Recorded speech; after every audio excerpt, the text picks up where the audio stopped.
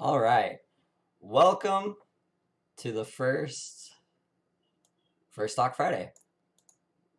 I think this is the most awkward introduction the series is going to get just because it's kind of weird calling it first stock.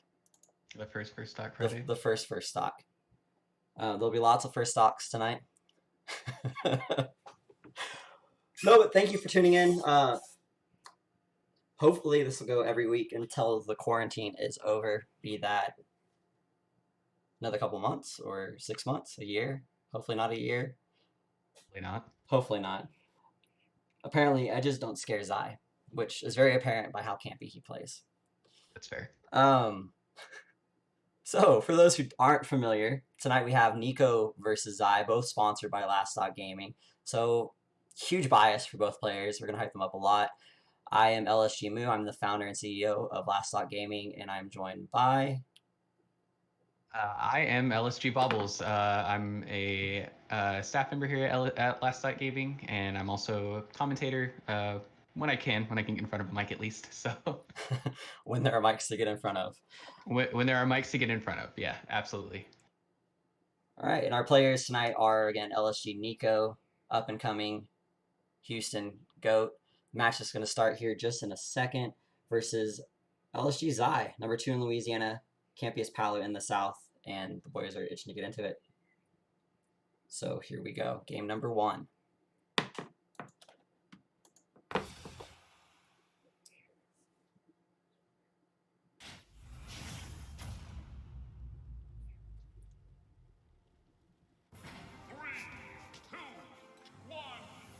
All right, so interesting. So the battlefield start looks like. You and I kind of talked about this matchup a little before we went live, and I'm just gonna reiterate here. I think it's gonna be a big. I think disadvantage management from Niko is probably gonna be one of the big things that he's gonna have to face, just because of not only how good Palutena and by proxy Zai is on the ledge, but oh man, 2 frames can be the death of Cloud, and Paolo has a very good one. Yeah, down tilt is definitely can lead to very disastrous situations for Niko. Niko going for the hard read up there on the top platform. Zai doing the signature explosive flame right by the ledge. He does that nearly every time he's off stage. Like he spaces it perfectly every time. There we see him do it again. Niko going for a down tilt of his own. Especially like that explosive flame is such kind of like a good deterrent, especially if you kind of put it in your opponent's head early on. Especially with players like Niko who are very good in advantage, who have a very strong aggressive presence. If you can get them to back off, that'll be a huge benefit as they go later on into this big set. Absolutely. So how do you think we'll see people approach, or the players approach this differently than, say, your standard first to 3 or best of 3? Um, I think it'll mostly we probably won't see anything too crazy since they've got so many games to work with. Especially, I think the first probably 3 to 5 games you'll probably see them kind of feel each other out. But it'll definitely get more exciting the later we go on as both players try and kind of figure each other out. See Zai evening up the stocks there with that back throw at ledge. So because Niko does have a bit of an early lead, kind of. No, definitely a small lead. 60% is nothing to be scoffed at. Um, and Cloud, so many good out of shield options. Every time Zai touches that shield, I'm scared for him. Scared that Niko's gonna go for that notorious up B. They're both reacting really well though, especially considering this is Wi-Fi. They're still nailing the parries. Zai going for the really close explosive flame. Yeah, I mean that's just a really good reaction, knowing that he was going to cause a tech situation, and then knowing most people typically don't roll in, so you just put the explosive flame there. You cover 3 different options. You cover get up, roll back, and standard get up. So there's good awareness and the follow up in the nair too. And now he's just got Niko on the ropes. Right. Zai definitely ate through that small lead that Niko did have going into this stock. And again, just the movement. We talked about it when we were watching the button checks. Niko has some of the smoothest movement in Texas. I don't think that's like a stretch to say. Niko moves extremely well, especially when you consider his background as a Wi-Fi warrior. Oh, absolutely. Yeah, and I think it's just something that's really prevalent in becoming a higher and upper level player. And then in this game is using this game's macro movement to its to its max potential. And Niko's definitely want to use it. We've already seen this first game. He's been using his directional air dodge as well. He's even been using the pivot canceling as well with the F tilt to really get the maximum amount of range and follow up on that stuff too. But he does have a bit of catching up to do. Zai kind of going for some good down throw follow ups to try and pad on as much percent as he can on his second stock. Absolutely. And when they first nerfed the Palu down throw confirms, everybody was super worried about it, but I think players like Zai and the other good Palus in the world definitely proved that those nerfs didn't really impact the character much, if at all. Oh no, I think Palu's still about pretty much exactly where she is in terms of viability. You just kind of change your game plan up a little bit and adjust accordingly, and I think Palu's still just as good as she was prior to the nerfs. I mean, yeah, she's not I think as impressive in some ways, but still a fantastic character by any means. It's good weight there by Right. Zai on the or good weight by Niko there on the explosive flame. Kind of felt it was coming. Didn't want to burn the limit. Right. Niko definitely adapting already in this game, number one. You saw him delay his recovery there to avoid the explosive flame and just take things a little more patient than he was in the early stocks. that call out by Zai. Zai was like, "You're going to go in here." Mm-hmm. Here we go on ledge. The backer, not the cloud backer, not the tyrant it was in 4, but still a fantastic ledge guarding move. Oh, the forward tilt actually takes it. Game number 1 going to Zai.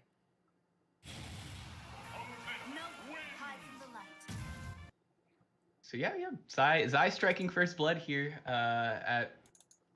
in this first to 10. A very close game. I think Battlefield was probably the perfect start for both characters. Both characters use the platform really well and have both the mobility and the hitboxes to kind of chase each other in and out through two. It's just I think it was again Zai was just able to hold advantage just a little longer there, and especially on that second stock, that 70% buffer that he kind of had definitely helped him close that first game out. And we're going right back into it, right into game number 2. Right to Battlefield, too. What do you think about the stage choice here? If you're a Niko, would you have tried to mix things up? Battle is definitely strong on this stage. I think. Oh, all right. I was like, he went for quiet everything there. I think this is an equally benefiting stage for both of them. For both characters, obviously it's a very good juggling stage. You've got your big disjointed hitboxes that you can use to keep your opponent in the air. Also, I think for Niko as a counter pick, it's good because the platforms do offer him a bit more mix up when it comes to landing opportunities, because Palu could definitely chase you down and make you very, very uncomfortable in the air. Not only with her chasing moves like explosive flame, but also up air is just a big kill option that she can go for if she's got you up there. So you think that the safe landing opportunities outweigh the extensions that Palutena gains by the platform's presence? I think so. I think that especially if you want to take as compared to like some of the more flat stages like FD in town and Kalos, I think Zai would be a lot more comfortable there, just because he can kind of play the neutral that he wants to on a more flat stage compared to a tri-flat like Battlefield, where Niko has those multiple avenues of approaching, and he called out that limit so hard. I mean, when your limit timer is running out, that's sometimes just your best options to be like, hey, well, we'll throw the limit beam out. If it hits, it's a free 20-ish damage. It's kind of painful to get your first stock taken by your own move. Mm-hmm. There's an explosive flame to cover the recovery again. Mm-hmm. It kind of clipped him at the end there too. Oh, these short hop these short hop fastball backers. Niko's just squeezing him right in there as he's catching Zai on ledge. Right. Now, both of these players are phenomenal at ledge trapping and at edge guarding. It's like one of my favorite things about watching both of them play. So to see them go head to head to each other. It's always good to hype up your boys too, because this is just, I mean, these guys are just a fraction of the LSG roster, and he catches the roll again. So he caught his second stock last game with the down smash roll read. But I mean, that move's big enough. You could cover. I'm sure that covers more than just the roll. I like what Niko did with that up B. Even though Zai got the nairs afterwards, the landing on the top platform instead of coming back down after the up B didn't connect, like those small things are, I love to see them. Mm-hmm. And I think that's just a part of not only playing the game but playing online as well. You know, you have to there's that extra bit of like anticipation and that extra kind of half step you've got to read ahead. Ooh, Pal dash tag very good, but you do it you do the same move twice in a row, and the game will make you lag a bit for it. And obviously Niko was right there with the up smash punish. All right, Niko getting the limit. His dash attacks, like the reactions are so fast. I mean, these are two of the best dash attacks in the game too. So you may as well make full use of them. Palu's of course being invincible and a kill move at 140 or so, and then Cloud's a little even earlier. It's also notorious for kind of being one of those gotcha moves because the DI on it is very similar actually to Bowser's side B, which is another move that can kind of if you're caught unawares by it, can kill you super early, and Cloud Dash kind of sends you at the same angle. So, but it looks like Zai's been definitely been aware of it and hasn't gotten knocked too loose by it. Now you got to think that even though Palutena is a really popular character, like we were talking before this, there aren't very many good ones in Texas. Like I think you could realistically count the good Palus or the top level Palus in Texas on one hand. For sure, you have some that can be regional. Ooh, good catch on the up B. So, and see that's I think that was a good mix up too because most of the time Zai was kind of like pressuring at the ledge with explosive flame, and he kind of maybe that kind of extra weight made Niko recover high to anticipate the explosive flame, and then Zai just met him there with a forward air. But yeah, like you were saying, we have Palos that are at a regional level in Texas. You can kind of look at each of the bigger cities in because let me tell you, we have none on our side of the state. We don't have any in West Texas. The Lubbock Amarillo scene up in 806, they don't have any like prominent Palutinas either. So you can kind of find one regional threat in each city. I know DFW's got like Desley. I know is one of the more known Palos up there. San Antonio has I think Weiss and Gaba. And then you go to Houston, you've got Shadow PR, but he's more of a Bayo player than Palu. Right. It's just very interesting to me in Houston, at least, to say that our best Palu player is somebody who very, very rarely plays the character. So it's a matchup that Niko definitely at locals isn't heavily exposed to at that top level. Mm-hmm. I imagine he's definitely familiar with at least like the blueprint for this matchup, but it'll be interesting to see. Zai's jumped out to a 2-0 lead. Both games have been super close. It'll be interesting to see if as Niko gets more comfortable in the matchup and kind of learns some things, see if he can kind of rein back in and that be the main difference between these last hit games that we've seen. Right, and it's another beautiful thing about a 1-10 versus a traditional best of 5.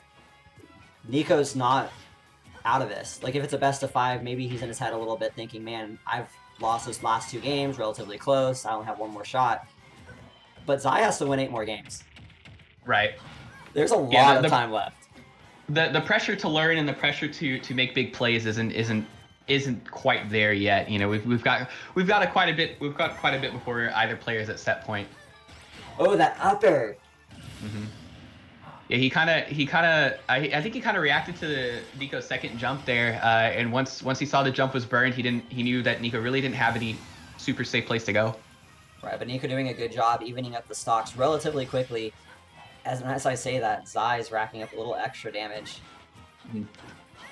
I am liking. I am kind of actually. I'm seeing as I'm kind of watching them play. The Kalos counter pick doesn't seem as bad as I had initially thought it would be. The wall on the side of Kalos looks like it's definitely paying dividends in terms of recovering and mixing that up, so he's not as susceptible to Palo's bullying at the ledge. Right. Oh, that was a good neutral air dodge by Niko going through the entirety of the explosive flame. I'm not gonna lie, I was very, very concerned for him there for a moment. Okay, that was cute. Everything Zai tried there was cute. Like, even though none of it worked, it was cute. The intentions were there. Right? See what he can do. Okay, yeah, just throws the blade beam out. Oh, but Zai caught neutral being. Okay. Ooh. That up smash is a little ridiculous. If we were on a stage with like a normal ceiling, up tilt doesn't care. Up tilt's making me eat my words. Bro, I think that was the worst. That was like, that's always been like, Pala has one weakness. It's her you know, her normal game. Like her tilts are not very impressive at all for the most part. But you know, up tilt kind of showing the fun part about shield poking in this game, and caught that second stock. Niko doing a good job catching Zai as he was casting the explosive flame, but Zai's movement also, we talked about how smooth Niko's was, but Zai has some of the cleanest Palutena movement as he loses that stock. Every time I hype up somebody, they're just gonna lose their stock. Cloud's back air is a very large move. You know, you can't avoid, especially when you're in the hands of someone who knows very well how to use it. It's you can't dodge every single one that they'll throw out. Right. Oh, pressuring that shield with the back air, and then just dumps the limit blade beam on him too. Yeah, the awareness to know when the limit's about to expire. From both these players, really. We've seen Zai take advantage of calling him out for options because the limit's about to expire, and we've seen Niko do a good job of setting up for the best opportunity he can for himself to use the limit. Right. Yeah, because that 15 seconds in game goes by very quickly. Oh my goodness, that's another.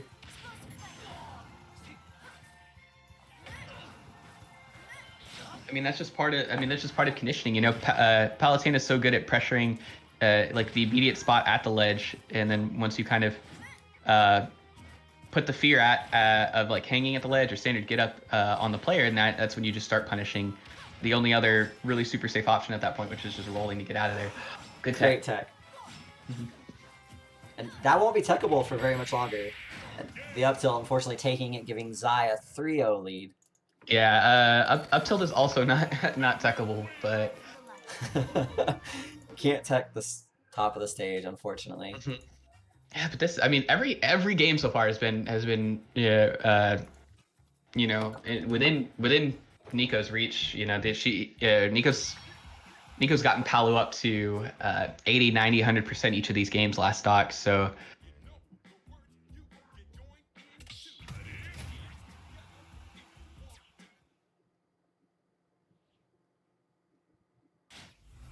I'm not sure if they're actually counterpicking or if they're just they just got stages on random and that's where we're going. I'm not sure either. They talked about putting stages on random, so I wouldn't be surprised if they did, because I don't necessarily understand why Niko would pick FD if he was counterpicking. Right. And he didn't really go back and adjust the stages at all either, so I think they're just, which is good. It's less downtime for us. We can just hop straight into every game. Right, definitely jumping straight into. Oh my god. Okay.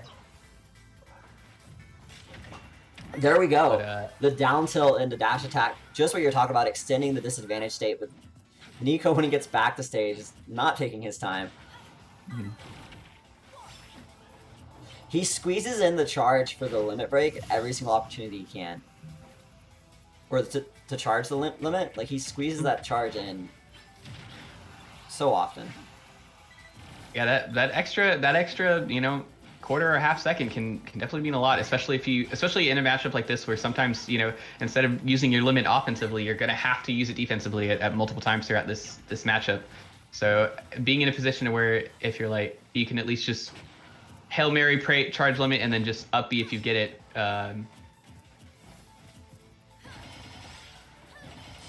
Here's the Nair trains quick 48%. The back air, Niko taking that stock. 48%, not insurmountable by any measure. Zai often takes so much time. Like, just he knows that the limit's there. He's just gonna take as long as he can on the Angel platform and wait for the limit to either expire or at very last have the smallest duration possible. Oh, for sure. You take I think 4 seconds off of a 15-second timer. I mean, that's over, that's almost a third. That's almost 33% of limit's time. So, as much as you can burn through it, you may as well take off what you can. That's definitely huge, and it's something you should see everyone do, especially versus limit or versus Arsene. But Mm. often players just get in such a hurry and lose the little bit of presence of mind. Oh, I'm never. Oh, you can catch me on the Halo platform every time I have to come back against Narsen. I will. I'm not dealing with that. I think we all had to learn that lesson under some precarious situations when that character first came Oh, out. oh, absolutely. There's if there's anything that'll teach you a lesson in Smash, it's getting hit by Arsene back air at 80 and just disintegrating. Or getting hit by Cloud's dash attack straight up in Yeah, neutral. that the Buster Sword is a I don't know if you played the remakes, but it's a very very effective weapon. I've never played any Final Fantasy 7. I haven't played I the original. I haven't played the remakes. I haven't either. I just like Aerith, so that's enough. That's enough for me to eventually probably get the game. There But you go. That there was you go. He cute caught. too. Yeah, catching the neutral air dodge, and Niko just kind of ran out of room there. Right, and evening it back up again. Like we saw both players have a distinct advantage. First, it was Zai catching Niko on his back foot. Now Zai is on the back foot of his own, but doesn't really care. I mean, he's got again 70% to make up, but he was behind. I think the first game, he did make a pretty sizable comeback. So it'll be interesting to see, especially on a stage like FD, if Zai can kind of. Oh, Okay. that was nice. Oh, but That was so excellent DI. And just being patient, spamming back air. Mhm. You're talking about his placement of the back airs when his opponent's at ledge before. Like he stands at that perfect distance where he's like, "Are you gonna get up? Neutral, get up! I dare you." There's even that slight bit of tempo change too. Like you've seen, I've seen a couple back airs. He just digs as close to the ground as he can, and then some he kind of hits at the apex of his jump too. So kind of presenting the massive pillar of cloud back air against an opponent on ledge can just kind of it can force you to pick. It can force to pick any kind of player. Pick bad options there. Absolutely. And Niko taking his first game in the series down 3-1. But again, we have so much time to work with. Mm-hmm. Then we get to listen to the DK rap in between. Like, what more could you ask for? So the first 5 seconds of just every here we go. Of... I wonder what change Zai made. Zai probably counterpicked. Like, I think what happens since they want to keep they're doing us a favor by keeping the Zai names the player same. one. There we go. Yeah. So my production isn't as awful as it could be. Mm-hmm. LSG boys looking out for each other. There we go. I like how I specifically asked them to do that. They do it, and I forget I asked them to do it.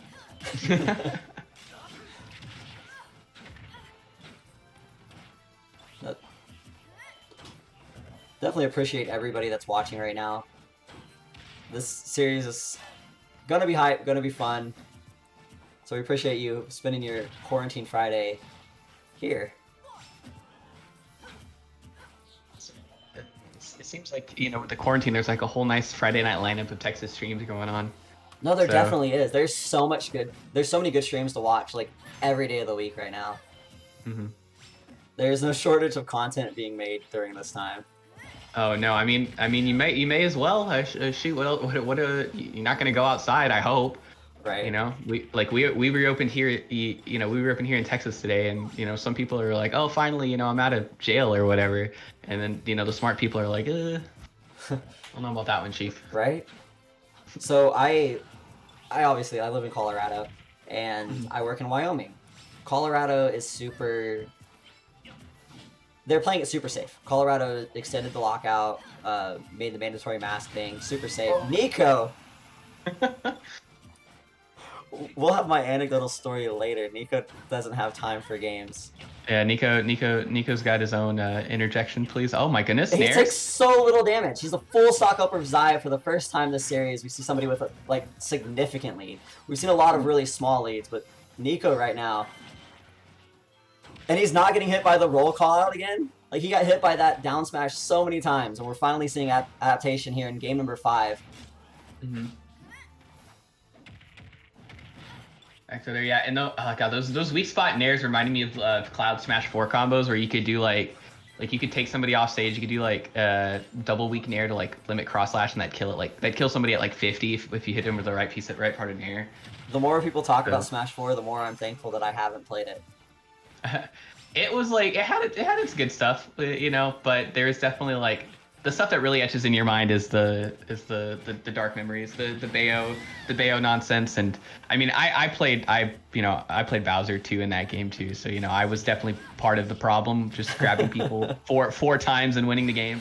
But yeah, I've seen deluxe highlights, I've seen Smash 4, but I have never touched it. Niko. Restock? Question mark? God, I don't want to curse my boy. Like this is, I think this is harder than not being biased at all. Is when you have like a blatant desire to see both players win and it can't happen. Niko is from Houston, Texas. He's number. Is he PR'd? He's PR'd. Niko's right? PR'd. He's number 7 or 8. Him and Zai are 7 and 8 on the PR. I get confused which one is which. Niko is a junior in high school from Houston. Been competing for about 6 months, but a Wi-Fi warrior. And yeah, he is 7th and Cyanide 6th. Okay, I got that wrong. Oops. But no, yeah, that's the thing. I think that's one of the scarier things we'll see out of the next year and a half as we get further into this game's lifespan. Is all the young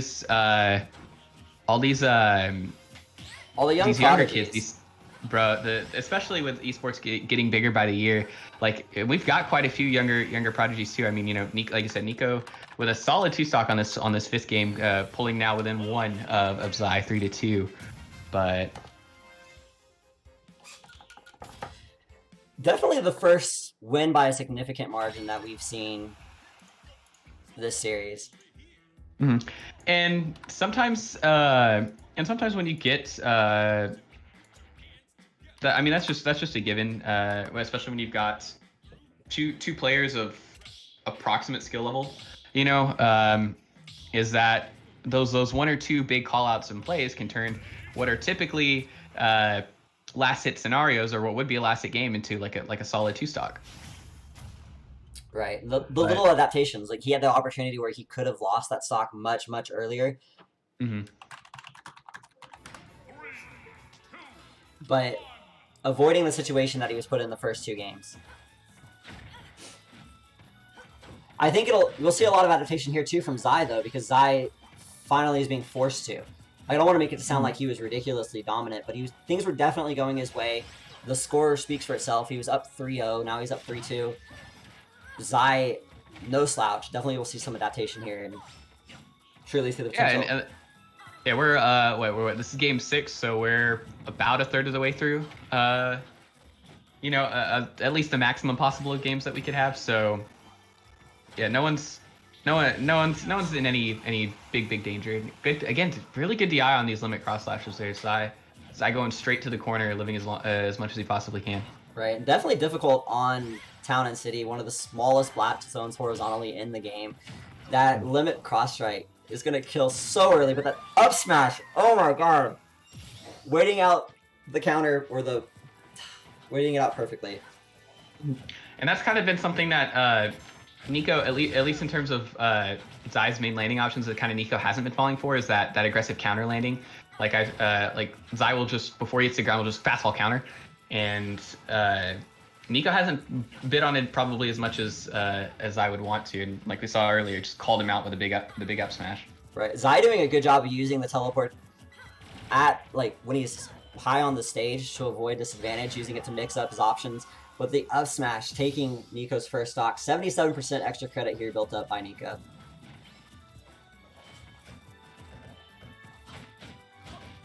I think that's another one of Palu's kind of bigger.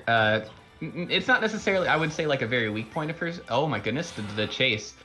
I think not necessarily maybe like she's necessarily bad at it, but I do think she, at least when compared to other higher and top tier characters, she doesn't really have as a bigger enough of a tool to kind of like force her own approaches. You know, Right. like obviously she's got like Nair and Fair, which are very very good aerial boxing tools, but sometimes when you've got to get in there and you've got to force an opening. Sometimes Palu, especially with a lot of players understanding, okay, this is when and where I can punish Nair is can be at least there's some level of difficulty there. Right, and Nair's not as foolproof as we all believed when the game first came out. There are definitely ways to punish it. There are ways to exploit it. If it's done on shield, it has to be spaced immaculately to be safe. And you see sorties have the best tools for exploiting it, in neutral especially, with movement options and with those disjointed hitboxes. Right. Yeah, absolutely. I think obviously that the disjoints are part of what make both of these characters as good as they are. Is not only do they have these big disjoints that you can say, oh. Okay, another solid 2-stock coming from Niko. I'm not gonna lie, I tried to take a drink of my tea, thinking that I had a little bit of time to catch my breath, just enjoy the game. And Niko has other plans, evening it up 3-3. Both players being extremely streaky.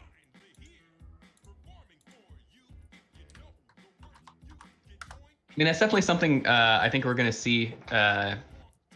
Like we were talking about earlier, when you've got as much room as you do in a first to 10 to kind of not necessarily coast, but you can kind of chill and download and adapt and counter adapt as things come to you. You're not necessarily in as kind of as much of a crunch time to be like, okay, I've got to figure this dude out like ASAP. Right, it definitely goes back to what we were saying when Zai was up 3-0. That maybe if we were in, or when he was up 2-0 rather, maybe if it was a best of 5, Niko would be worried, we'd be stressed. But we have so much more Smash to play. Like, at the minimum, we have 7 more games. That's insane to think about how much time both these players have to adapt, and that's assuming one of them doesn't. Oh my goodness, Niko kind of getting the better of the trade there. Palu Fair kind of traded with Cloud up there, and he was able to keep converting off of it. So I definitely feel a little bad if they are on random, because I don't know what stages I have enabled, if we're being completely honest. Oh man, I hope we end up we just Cloud's grab is bad. Like, I'm pretty sure PS1 is enabled on this. Oh no, we just end up at Garreg Mott. Like, the Byleth stage. The Byleth stage is most likely enabled. God, I'm a horrible organizer. Has it happened in your arena, your regular arenas? I always keep the stage on PS2. I don't think I've had anybody join that had their stages on random. Well, all right. It'll be fine. It'll be a good experience when we see it. Right, when we get Unova, which is personally my favorite stage in the game. Unova's not terrible. I definitely would like. I played against. There's some recent tournaments that have Unova enabled. It's not a bad stage by any means. It definitely hose some teleport characters like Palu, but oh, absolutely. Unova was legal in a while in DFW at Shockwave. It was, yeah. I loved it. It's like I said, it's my favorite stage. As somebody that's predominantly paid Palu for the last 9 months, it's absolutely my favorite stage still. It's definitely my favorite out of all the stages that have kind of like slowly kind of been phased out, or at least have not been like the most in favor stages in stage lists. Like I don't like Castle Siege. I didn't like Yoshi's Brawl or Yoshi's Melee. See, I like both Yoshi's stages. The Smashville looking one. I'm not the biggest fan of this Yoshi's either, but I'd rather the triplat Yoshi's than the flat one any day. But absolutely, I've always wanted to do a monthly where we just have weird stages. We just have the Bastard Children stages like WarioWare. Oh god. Castle Siege. Yeah. Our FOD's a starter, please. So I was a big. That's one stage I think we need to bring back. I was about to say I was a big proponent for that stage being legal. Like there were 2 things I was very vocal about in the early rule sets: FOD being legal and Final Destination as a counter pick. I don't think that stage should be a starter. If you look at the statistics for how often it's chosen versus how often it's banned in pretty much every significant region, it doesn't have like any statistical right to be a starting stage. I wonder if that was a misinput by Zai. He did a far distance explosive flame and died for it. So I wonder if he meant to just kind of B reverse a neutral B right in Niko's face, and instead he caught the bullet for it. Right. It also could have been the incorrect distance on the explosive flame. Maybe he was going for one of those super short ones that we saw earlier, but that misinput, whatever it was, doesn't really matter anymore because we're practically back to dead even.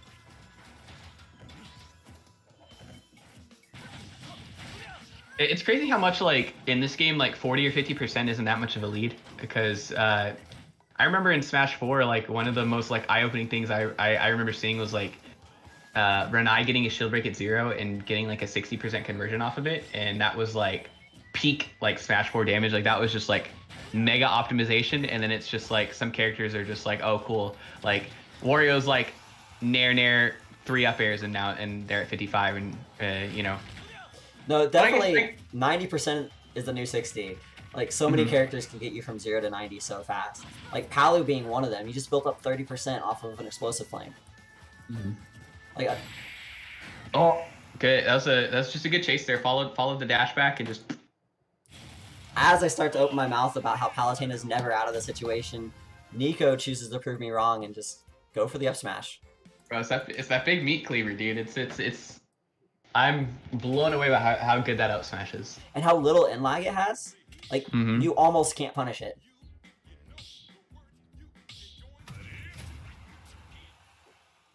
But so Niko's kind of streaking right now. I think is that 4 in a row? That's 4 in a row. Sure. 4 in a row, and now he's found himself. You know, he's got his first lead of this first to 10 so far. So it'll be interesting to see kind of how Zai plays on the back foot now, and see if he can kind of quell a bit of Niko's momentum. No, absolutely. And the random stage selection doing both players a favor and getting Final Destination, or not both favorite characters, giving Palutena a favor and going back to FD. Right, and Zai did now. Niko did win on this stage earlier, so you know he did kind of play around his like probably his less diverse approach options on the stage than he did earlier. I think he caught Zai with a really good up smash read, like he's been getting. Right. Right. No, it's definitely another awesome thing about these long format sets. That adaptation, the reads. Like, we see both players playing distinctly different than they were in game number 1 or 2, or even 3.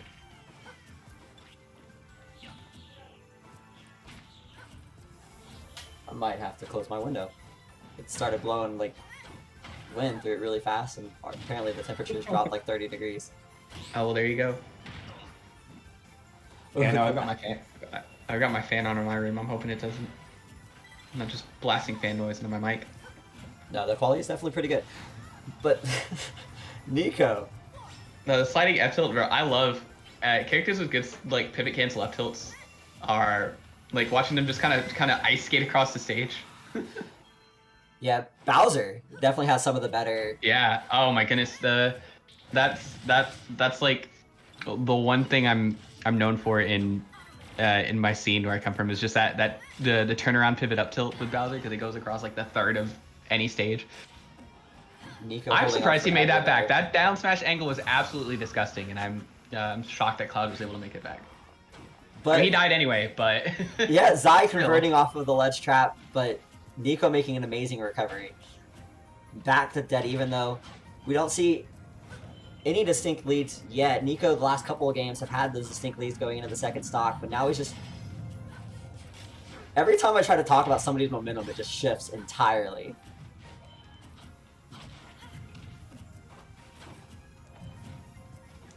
That's one of the best things about momentum in this game, though, is how fast you can take it back. Like, your opponent can have momentum, they can be running away with things, and one good decision, and the ball's back in your court, and you're making all the decisions. Oh, absolutely. Like that's. I think you see definitely a lot more, and I think because of that, you see a lot more. You see a lot more comebacks. You see a lot more even upsets in this game too, just from the ability to kind of take a hit and have the ability to kind of run with it the whole way. Absolutely. Oh The my up goodness, that smash. move. That move lasts 10 years, and oh my. Okay, all right. And So this is post no, nerf. This is yeah, post nerf. I missed the old up smash, the clip below ledge up smash. make the little edge up smash, the charge it 75 and get a kill up smash. Exactly. That was my up smash. Hashtag not my up smash. Not my up smash. Oh, didn't quite get the turnaround on the grab there. I got the parry on the neutral B, but not the grab following after. The jab read on the neutral get up. Oh. Sometimes they get in these situations that I get stressed out for them. I know, yeah, bro. That's definitely like the more fun thing about watching your teammates or watching people from your scene play is you get that secondhand anxiety, Right? as you're cheering for them.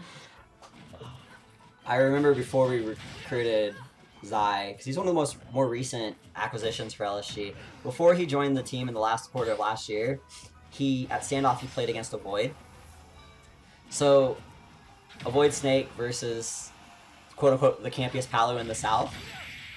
Oh no. Niko. Well, Niko! That's 5 in a row.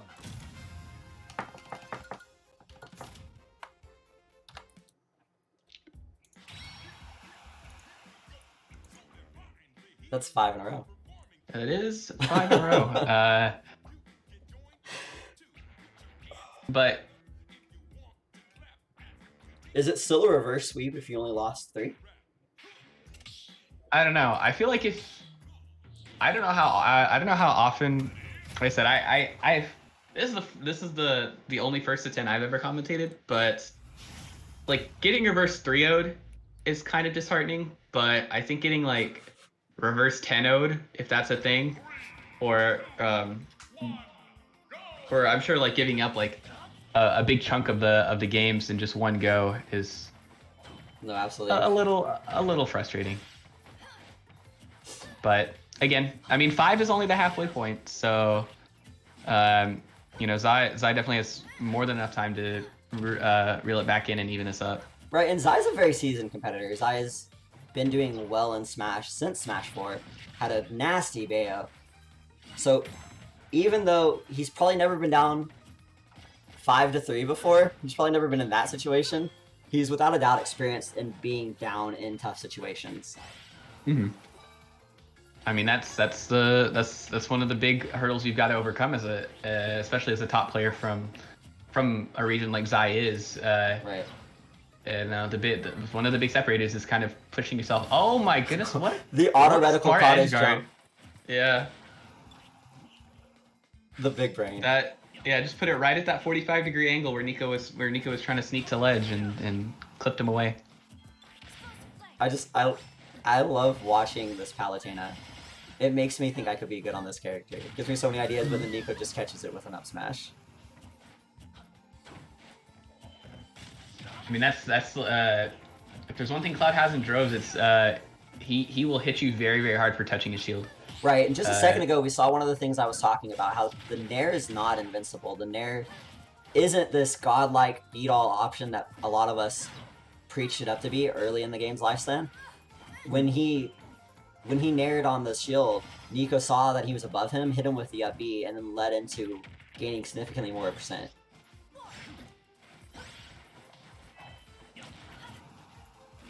I think that's another thing that separates top players from mid or upcoming players, is their ability to convert off of the other player's good option. Like, Zai went for an objectively good Oh god, okay. I can't talk. But Zai went for an objectively good option, and Niko knew how to react to it, knew how to punish it, and Zai with the platform cancel uppies? Ooh, movement? Online edition? Right? Like, I can't even teleport to ledge reliably online. Bro, I know. Like, I'm sailing off into the blast zone after the first one. That ain't me. Back throw. Yeah, you got to clean this stock out. I love the mix-ups though, setting up for the cute little ledge traps. Going back to stuff that we saw him whip out in those first couple games and then kind of shied away from. But 93% Almost a full stock lead here for Niko. Any other stage. But it doesn't matter with a backer like that. Does it matter? He's still alive. Oh, gets the 2-frame on the down air. And the dash attack, getting the neutral get up. Taking Niko 6 games in a row, up 6-3 versus Zai in this first to 10.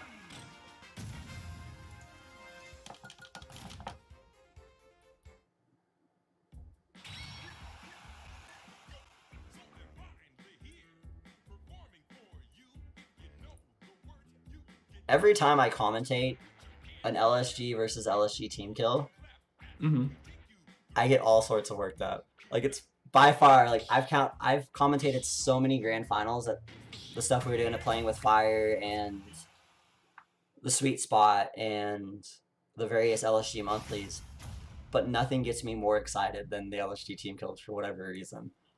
It's just because there's excitement no matter what, like no matter who's in advantage state. Like as a team owner, it excites me. Right, and I'm sure. I mean, shoot, if you're gonna have a team kill, like losers finals or grand finals is probably a pretty acceptable place for it to happen. You know, better that than like, oh man, my 2 of my players are playing for like 25th or something. No, absolutely. And we're lucky that Houston has a lot of really dedicated TOs, so we don't really have seeding issues. And the smaller turnout events that can happen earlier in bracket, but generally it doesn't happen until exceptionally late in bracket.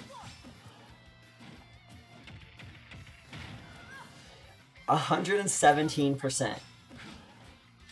That's insane, the leads that Niko is building for himself. When I was worried about him and worried about this going the other way as a wash, comes back, wins 5 games in a row, and then plays dominantly. Something just fell off my dresser. But then he plays dominantly and gets huge advantages in games 4 through 9. Yeah, I mean, as I said, it's a lot of these. Like I think like as we got into the set, like we were saying, like it's that first wave of adaptation is going to be a big thing, and then whoever's on the receiving end of that, it's up to them to make that counter adaptation. And Niko's made that initial adaptation after going down 3-0, and he's kind of run with it. You know, Zai's, you know, we've definitely had some close games here, but it's just it seems like in each of these games there's just this one stock or this one interval in the match where Niko just kind of gets his hit and goes with it and just opens like 100% or so on Zai. No, it's just been insane because these last 6 games that Niko's won, we've seen relatively close first stocks where Niko clutches out the first stock and then builds huge advantages for himself. One more interaction and he could very easily be up a full stock again. Oh, absolutely.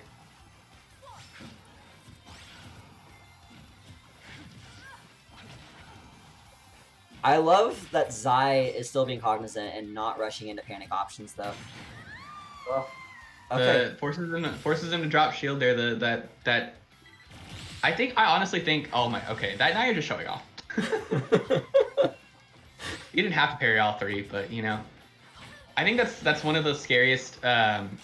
To me, one of the scariest options when trying to like pressure somebody isn't necessarily like the moves you put on their shield, but like the flying nothing is one of the scariest things to me as a player. Like they're like somebody's just jumping around you and then they just land and do nothing, and then they jump again and land and do nothing. You're just like you just feel compelled to react to that.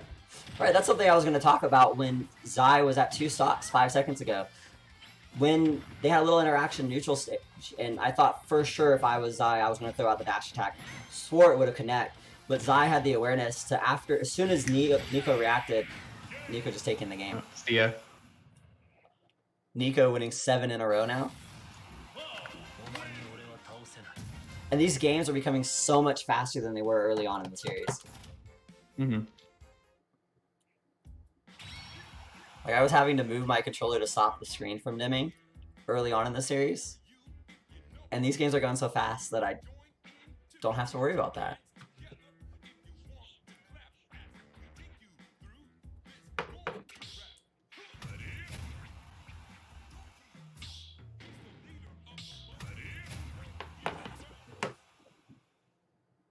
So it's now 7-3. So Niko approaching match point here.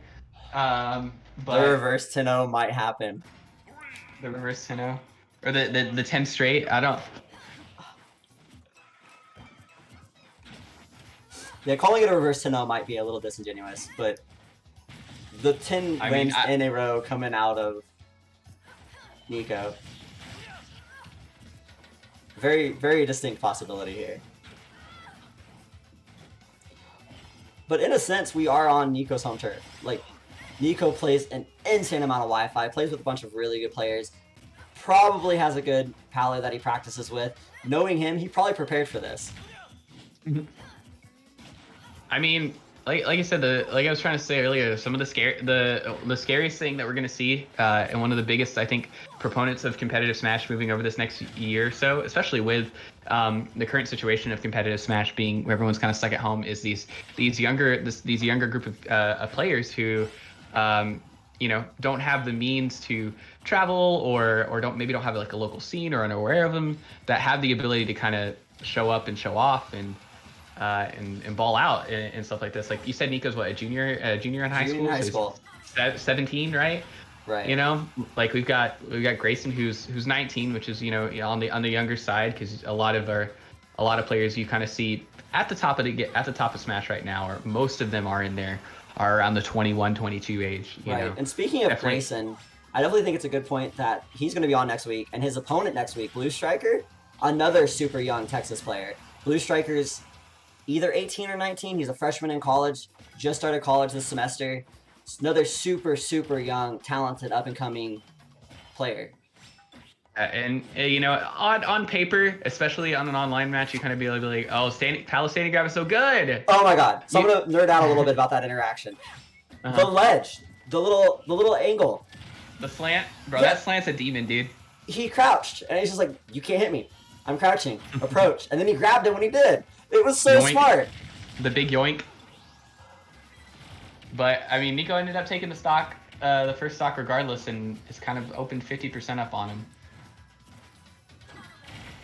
Yeah, like next week, a lot on paper it's like, oh, it's Rob versus Sonic in a 1st to 10. We're gonna be here till 3 in the morning, but we're fortunate enough at least that Grayson and Blue are on the more aggressive sides of their characters' meta. No, absolutely. Like, Blue has been known to camp when he needs to. Grayson also does the same, but both players definitely above average in aggression. In their ideal environments, they'll go for it. Like I know Blue is obviously both in the name too. He's a Sonic fan through and through, and I know he intends to play Sonic the way he should be, which is got to go fast, not the college lecture of Smash matchups. Right. Niko, though, up 3 stocks to 1, gaining momentum still. Being so patient. I love watching players play when they're like 1 hit from death. When you know that one mistake's going to cost you a stock, and they just like appear to level up out of nowhere. Well, good confidence in the shield there by Zai, and just chunks him back. Yeah, and I think this is kind of part of what I think I was playing into is when Palu's put in a situation where she kind of has a bit of ground to make up, she can run into difficulties approaching, because while she does have those good aerials, oh my goodness, cloud grab again, fix it. No, she definitely has those good aerials, but Niko's doing such a good job of those subtle movement options. Like we talked about, sorties have the movement options, the disjoints, to punish those approaching aerials from Palu. Oh, or the raw dash attack. That's the thing, is like you threaten, because he'll threaten with because when Palu approaches you, like she's gonna approach most of the time with like a fair, because of how safe it is on shield, or nair because it's her nair.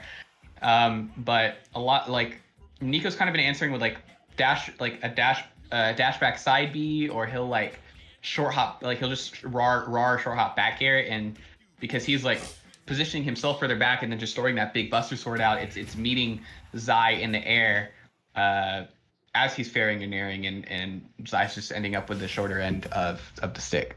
No, absolutely. And someone in the chat was asking about Palu's bear interaction with cross slash. So since cross slash is technically a multi-hit, depending on the spacing of back air, if back air doesn't interrupt the second hit of cross slash, it does go through the back air. Now I could be wrong, but to my experience, that's the interaction. So like, because there is that bit of gap between the second hit of cross slash and the rest of the move. So you're saying that like, if so like if Niko is just kind of mixing up his timing with cross slash and just like throwing 1 or 1-2 out, that you could sneak the back in there, but otherwise it. So approaching back air versus cross slash, we see Niko catching a lot of the Nair approaches by just using a cross slash to fill the space and catching the fact that Nair doesn't have any vulnerability. So Mhm. what I thought the question was an approaching back air, like a RAR back air in neutral. So if the RAR back air is immune and doesn't get hit by the first hit of cross slash, mixing up the timing on the second hit of cross slash can go through the invulnerability depending on the spacing that we see from Zai.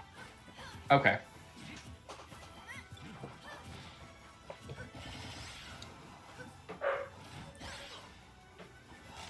And again, every single game we see this close, tight neutral game being played and then one player just running away from it. Can't wait to see who does it this game. Zai's up to a small lead right now, but it's definitely not anything insurmountable. And Niko reclaiming the advantage state immediately. The up smash! To the heavens, says Zai.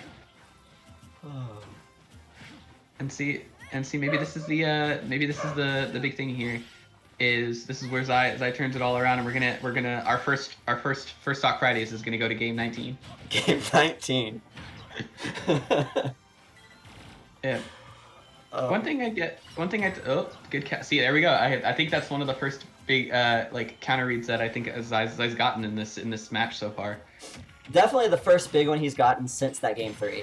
But the up smash, catching him on the platform, again, we've seen both of these players put strings together where they overcome deficits bigger than the 70%. I love saying this, even though I've said it 20 times this match. Like, you can never count either one of these guys out. I am kind of interested to see how if Zai's going to start attacking off stage a bit more. I know it's probably harder to like kind of reliably go out there just because, especially if since Zai's been playing a lot of these games, these merchant games in a deficit, to like kind of go off and try and Nair Cloud, and Niko's just like, oh, suicide up B, and you know Niko loses his stock at 100, but you lose your stock at like Niko loses his first stock at 150, and you lose your second stock at 12. Like it's not. Right. It's not worth. It's not. You know the trade-off or the risk reward definitely is not in your favor. But I think now that we've this is definitely one of the more closer games we've seen recently. Maybe we'll see a more aggressive switch up from Zai if he can catch Niko off stage. No, absolutely. And he may just be comfortable with ledge trapping him too. You know. Zai is one of the better ledge trappers in the South, and that is definitely his comfort zone. You don't see Zai be aggressive off stage as much as you do other Palutenas. But I also think in a sortie matchup, Palutena versus a sortie, because of this disjointed hitboxes, I think it's a little riskier than other characters. Like run off Nair versus a Cloud, not quite as advantageous a position as say versus a Bowser or even a Mario or something like that. A character that doesn't have a you are dead at 0 if you overextend suicide up B. Exactly, or just a good fair. But that dash attack. Zai taking the second stock first as well. 120%, definitely one back air away, or one nearing the time where a dash attack will kill. Cross slash the ledge. Niko has so many good options, and there's the dash attack that I was kind of hinting at that I didn't think would kill just yet. But we're back to what is essentially a dead even game. A slight advantage that's becoming even larger for Zai. Yeah, and now it's got him at 90 on ledge, but Niko's able to kind of down tilt his way out of there.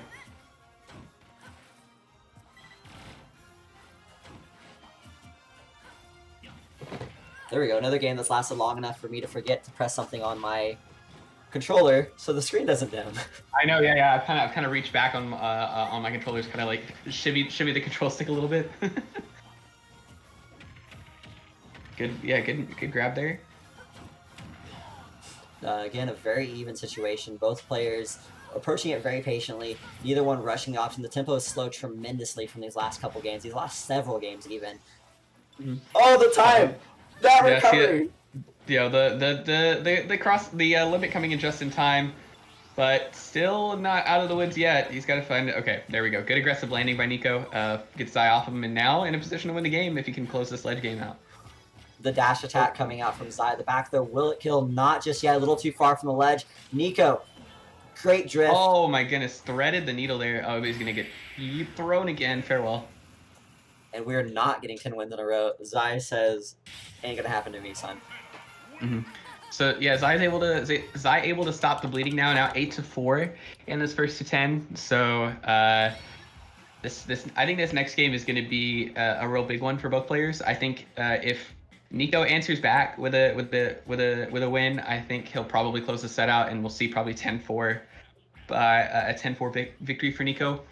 But if Zai, Zai's was able to at least stop the bleeding. Now it'll be now he's kind of like at least halted the momentum. We'll see if he can turn around and get this game too. I think if he's able to get this game, he'll probably be able to pull back in and probably even the set count out. We hinted a little bit about questionable legality from my stage list, and here we are. Yoshi's Melee? Yoshi's Brawl? Yoshi's the one that's normally not legal. Yoshi's the one I hate. Yes, that one. And I don't know. It's like they're like, well, you play. It's like, bro, you play Bowser. Like, why do you hate these small stages? Like, bro, it's too stressful for me. As much as I will almost never counterpick somebody to Yoshi's to triplate Yoshi's. But if you want to be the guy that wants to take Bowser to Yoshi's to triplate Yoshi's, by all means, I'm not going to be mad at you for it. But falling out of the cross slash there because of Niko's timing, but Niko reacting well and maintaining momentum. Dash attack nearly killing. This. One of the reasons this stage isn't as legal as it used to be. The blast zones. Like, I don't even know what else I need to say. Oh, imagine eating 45 for countering. Another full stock advantage. Yeah. Zai not wanting any part of that. Good DI out to... No, this situation became very stressful very quickly for Zai. What was originally looked like him running away with the situation turned Niko having huge momentum, both within this game and within the game itself, like within the set itself. There's a runoff nair, which we were kind of hinting at. Zai definitely going for those riskier options because at this point he has to.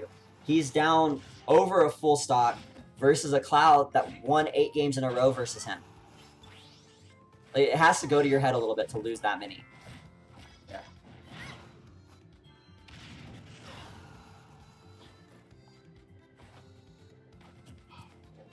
Okay. Oh my goodness.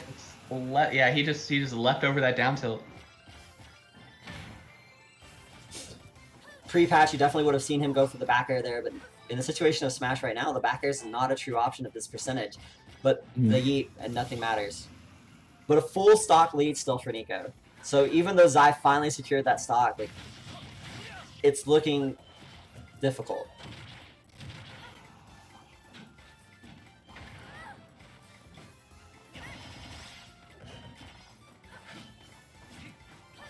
Yeah, Niko's just got such a substantial lead. Like Zai's gonna have to make a big play here to close this, kind of even this back up. Right. Niko playing so patient again though. Just waiting for the opportunities to come to him, not forcing anything, and being like, I have a huge lead, you have to approach, you have to force something. I'm going to wait for the opportunity to rack up more damage again. I can get huge percentage off of one mistake, and there it is, 92% on his last stock.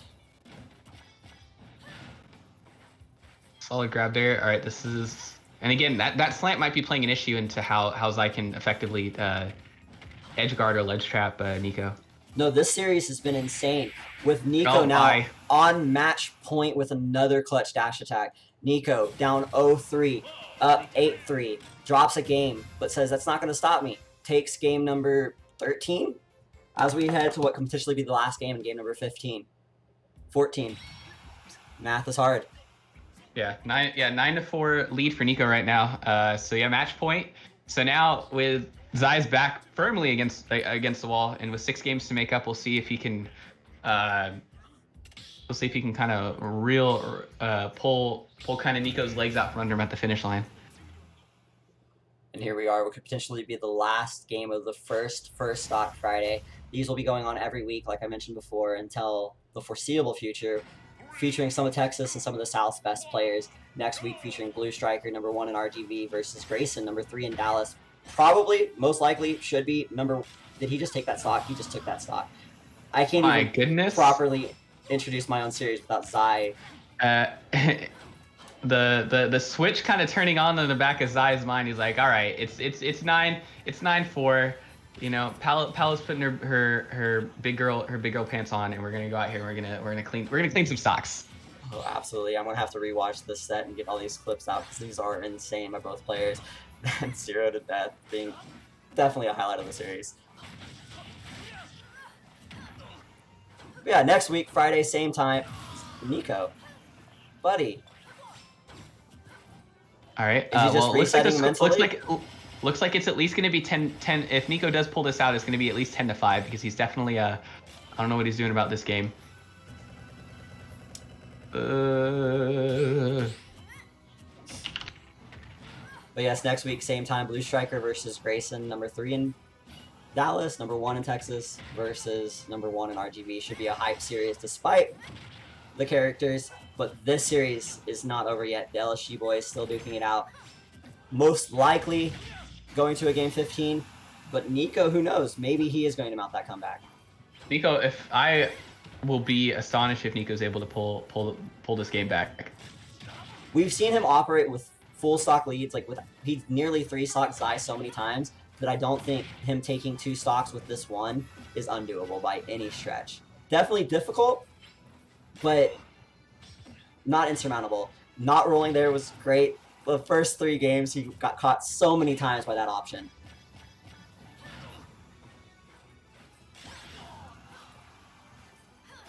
Zai running off, getting the nair, taking us to game 15. That's what I was saying. Like now that since he had that lead to kind of play around with,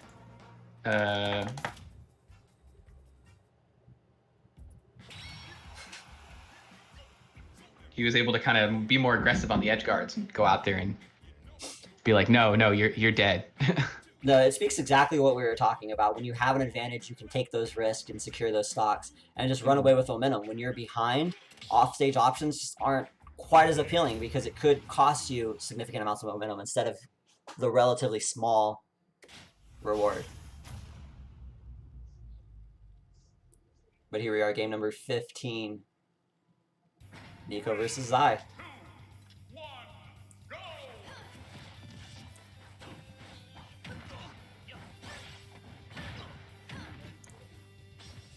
Oh, I thought we saw it again. Zai. Oh my goodness, dude! Turning the Jets on down at this match point. The mental fortitude, because if I lost, like, I lose a couple games to a player, I'm completely tilted off the face of the earth. Zai, here to win. He just said he doesn't care what the score is right now because at the end of it, he's going to win 10 games.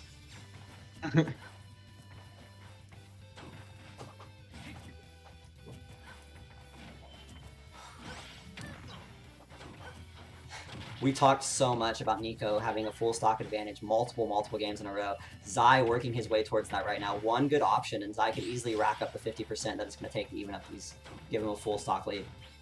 Mm-hmm. Okay, so there's 2 things that I could call the Zai. One of them is those explosive flames when he covers recovery. Oh no! Again. Bye. Every time I hype up a player, I'm the most cursed commentator. I mean, Zai's had some close calls with that limit cross slash on his shield throughout this set. It's just this is the one time it finally popped. Right. Definitely several close interactions with it where it was very close and where Zai looked like a genius for holding shield. That time not being the one. But the down air is the other thing I was going to refer to with Zai's. Oh. Oh, farewell. Oh no. Tragedy. But at least Niko's at kill percentage, and there it is, the up smash. There was no up smash there anymore. Moo, why did he get hit? Oh, fix Cloud's up B? Fix a lot of things. Fix that. Fix the up smash. Fix ultimate online. Fix you know. Yeah, fix Oh, Cloud. there was Bring... a moderate amounts of sus there. Oh, Zai. here we go. Go get him. Go get him, Zai. Zai! Forward air. Oh, but he's got limit. But okay. He's safe. Yeah, He's safe. The I game's not over thought just yet. Let's catch our breaths. if that honestly if the auto reticle slowed his up B up enough where towards I could follow from that much. Oh, bye. And the up air. Oh my god. All right, we're at the most optimal score now, 6-9 in Niko's favor right now. Nice. So I don't know. Maybe Zai just wanted to bring the score to that and then call it. But Zai definitely turning on the burners these past couple games. Just really winning those last two games off of that first off of that first interaction alone where he just dunks them off. Yeah, the 2 0 to deaths. Imagine starting 2 games in a row with a 0 to death. Like it has to do huge things for your morale. Mm-hmm.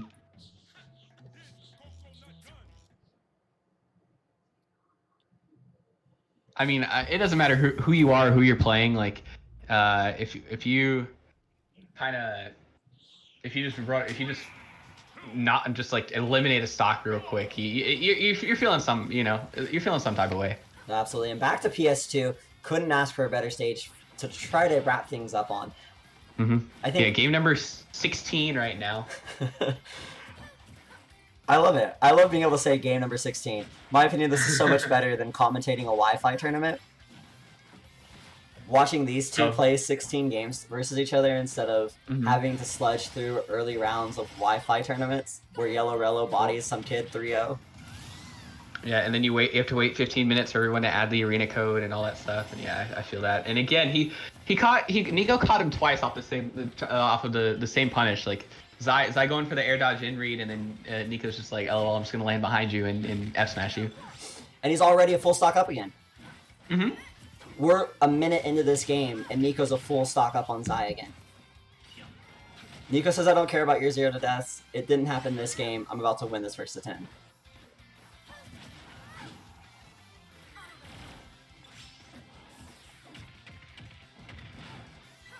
What do you think about the back air or the back throw option there? By Niko. Probably just a positioning thing. Like, I mean, Cloud doesn't kill with throws hardly ever, so I know that's just kind of like a common thing. I remember that was like I played it. This is reaching a bit. Oh, bye. But this is reaching a bit. But this is like in Smash 4, I played a bit of Corrin, and Corrin's throws never killed. So you mostly just kind of used her throws to kind of set up for positioning. You could set up tech options or just kind of put them on a platform or at least on the ledge where you could force bad options. So I imagine Niko is probably trying to do something similar there. The way Niko stalls his recovery, he is so patient. Using the cross slashes to delay his recovery just a tiny bit makes all the difference in the world when you're in this matchup that we talked about having poor disadvantage state in. We talked about Zai dominating the game at ledge. And Niko says, "No, you're wrong. Let me show you why." Still up over a full stock. Oh yeah, absolutely. That was just Niko's first stock. He cut good on Zai to read the DI in and go for the up air, but there's still a bit more ground to make. I mean, he cleaned up a couple quick stocks just last game, so right. One more 0 to death like we saw the last 2 games, and Zai's right back in this. Oh, absolutely.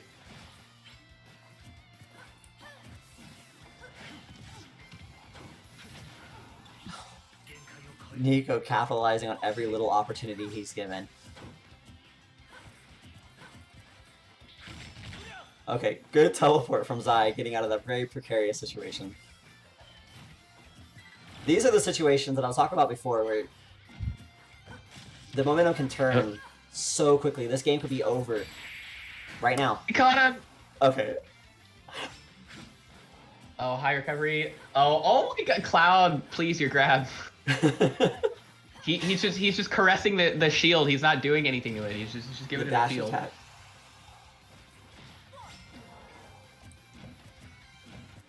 Oh no! What do you? Yeah, that's just like what's the option there? How do you get yourself out of that situation without just like screwing yourself? Right, and Niko taking the first first stock Friday, Mm-hmm. 10-6 over Zai. Mm-hmm. Yeah, I Definitely. think. Zai messaging in the chat. Was that 10? Like an insane set by two extremely talented players in Texas. Mm-hmm. Could have asked for a better set of these guys. 16 games out of a possible 20 where it looked like multiple times that one player is just going to run away with and dominate the set in its entirety. The other one came back, had the middle forward to say, no, not today. Zai with the two very, very quick 0 to deaths. Overall, an exceptional set, and I can't wait to come back next week. Oh yeah, absolutely. I appreciate you having me on here. I'd be happy to be back here next week if you'll have me. Some good Smash Brothers in these trying times. No, absolutely. And before we log off, real quick, anything you'd like to plug? Yeah, for sure. Of course, you can follow me on Twitter at the Lord Bobbles. I mostly just post bad opinions on there, but you're welcome to leave me a follow. Um, and then I have a Twitch too that I definitely need to use more. It's just twitch.tv Lord Bobbles. Uh, and of course, you can also follow Last Thought Gaming. Since There we go. since we're all part of the fam now. I You even can got the follow hat. follow Last Thought Gaming over too. Oh, the hat's great. But yeah, thank you guys, everyone who tuned in. Thank you so much. Hope to see you back next week. Hope to see you back on Sunday for the LSG podcast, aptly named Nice Back Air, featuring T-Lox Kimona. Should be a fun one. Oh yeah. This is my Twitch channel. You can watch the podcast here. First Stock Fridays here. Moose Monday Musings. Coach me getting coached every Thursday. Why I'm god awful at this game, even though I think I have fairly decent knowledge about it. And I'm Moo_SSB on literally every platform under the sun. So thank you all for tuning in. Please follow Last Thought Gaming and Last Thought Gaming on YouTube, Twitter, Instagram, and we'll see you all on Sunday. Yep. Catch y'all later.